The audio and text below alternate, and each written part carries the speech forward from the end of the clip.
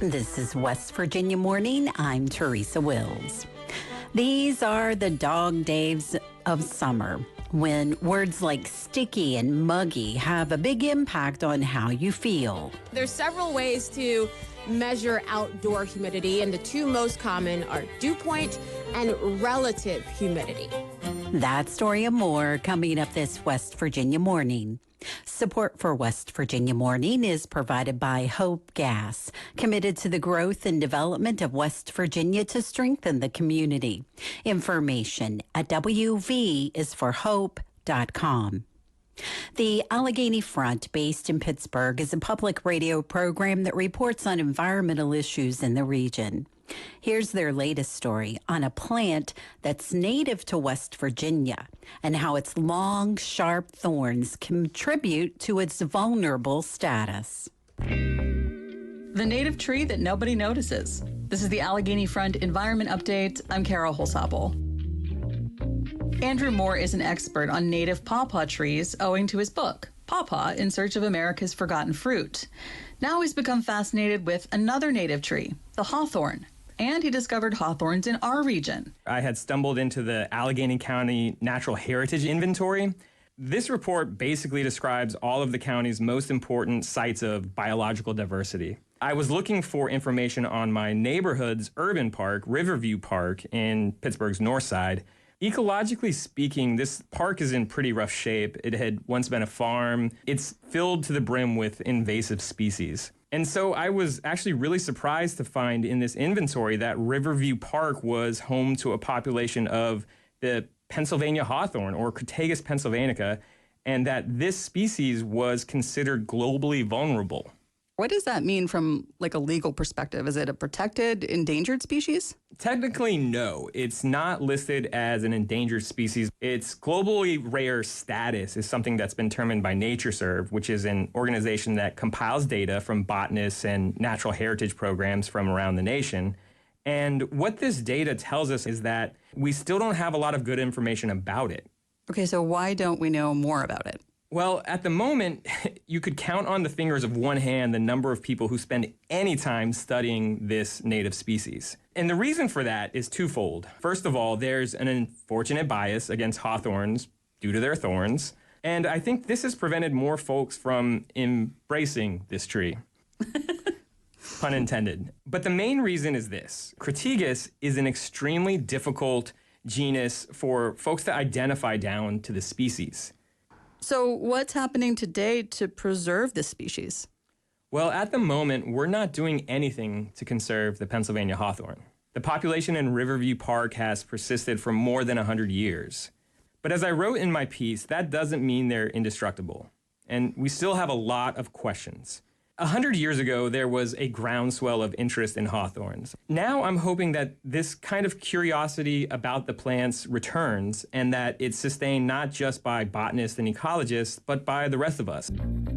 Andrew Moore is the author of the forthcoming The Beasts of the East, The Fall and Rise of America's Eastern Wilderness. There's more at AlleghenyFront.org. That's the Allegheny Front Environment Update. I'm Carol Holsapple. The Allegheny Front is based in Pittsburgh and reports on regional environmental news. This is West Virginia Morning. I'm Teresa Wills. It's 7:54. A flood watch remains in effect for areas in southern West Virginia through 8 o'clock tonight. Mostly sunny in the north, cloudier in the south where there's a chance of rain and thunderstorms. High temperatures in the 80s.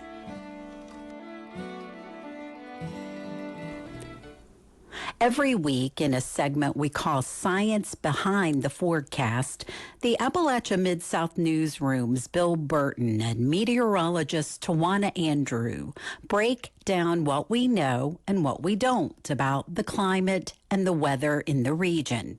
Today, they're talking about dew point and humidity.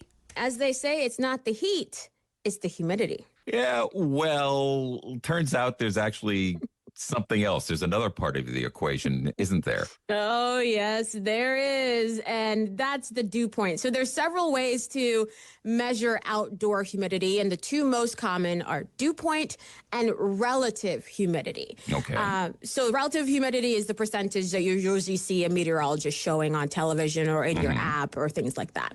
Okay. So the dew point is the temperature to which the air must cool at a constant atmospheric pressure for it to become saturated with moisture. So it reflects the actual amount of water vapor in the air.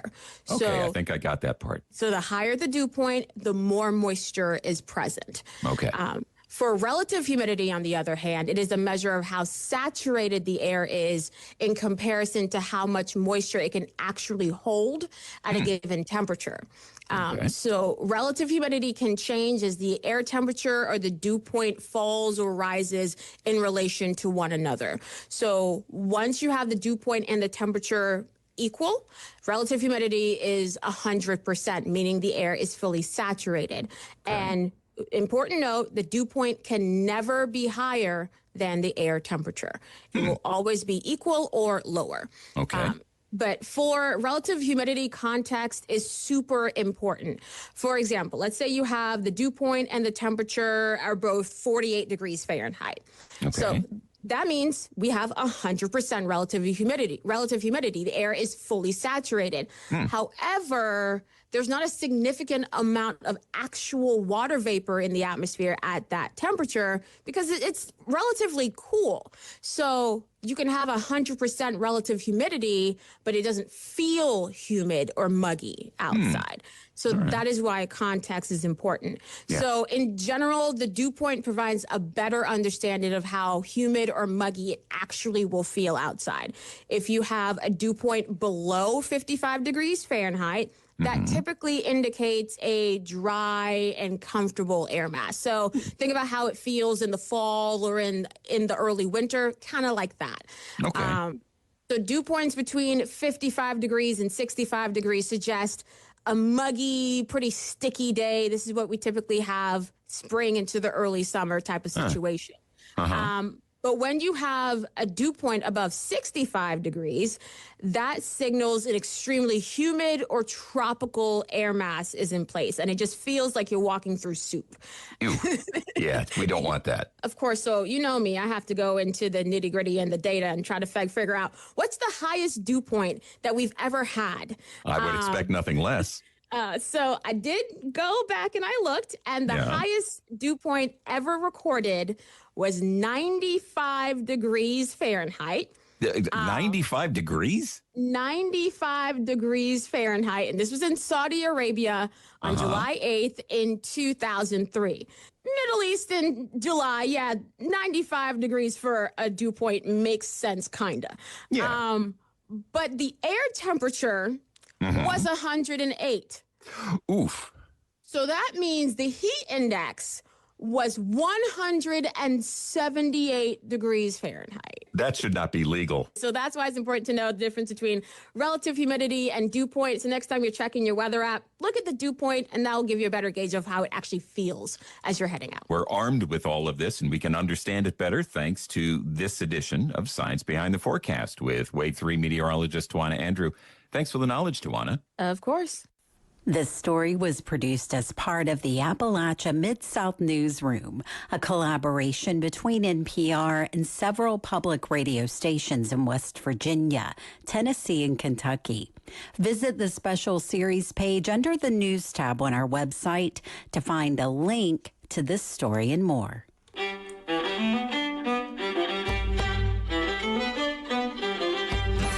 West Virginia Morning is a production of West Virginia Public Broadcasting, which is solely responsible for its content. Support for our news bureaus comes from Shepherd University and Marshall University School of Journalism and Mass Communications. Maria Young produced today's show. Listen to West Virginia Morning weekdays at 7:49 a.m. on WVPB Radio, or subscribe to the podcast and never miss an episode. #WV Morning.